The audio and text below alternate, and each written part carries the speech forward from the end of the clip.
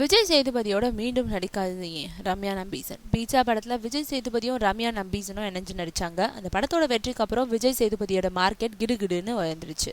ஆனா ரம்யாவோட மார்க்கெட் வழக்கம் போலவே டல் அடிச்சுக்கிட்டு தான் இருக்கு. பீட்சாவுக்கு அப்புறம் விஜய் சேதுபதி நடிச்சு பல படங்கள் வெளியான போதும் ரம்யாவோட நடிப்புல இன்னும் ஒரு படம் கூட திரைக்கு வரல. இந்த நிலையில விமலோட 2வது படம், வைபவோட டமால் டுமில், 4 போலீஸும் நல்லா இருந்த ஊரும் ஆகிய படங்கள்ல நடிச்சுக்கிட்டு இருக்காங்க.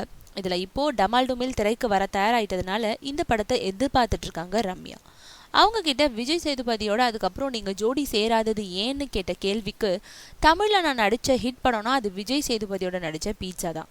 அதனால அதுக்கப்புறம் அவரோட நான் நடிக்க விரும்பினேன், ஆனா வாய்ப்பு கிடைக்கல.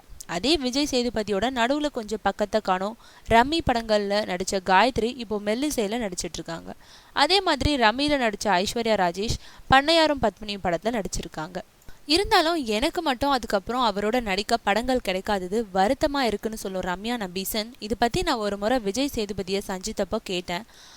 அப்போ என் படத்தோட கதாநாயகிகளை முடிவு செய்யறது டேரக்டர்கள் தான். இருந்தாலும் ஒரு டேரக்டர் கதை சொன்னப்போ இந்த கதைக்கு ரம்யா பொருத்தமா இருப்பாருன்னு நான் சொன்னபோது கூட அவரு இல்ல, நான் என் மைண்ட்ல வேறு நடிக்க வச்சிருக்கேன்னு சொல்லிட்டு தான் சொல்லியிருக்காரு விஜய் சேதுபதி.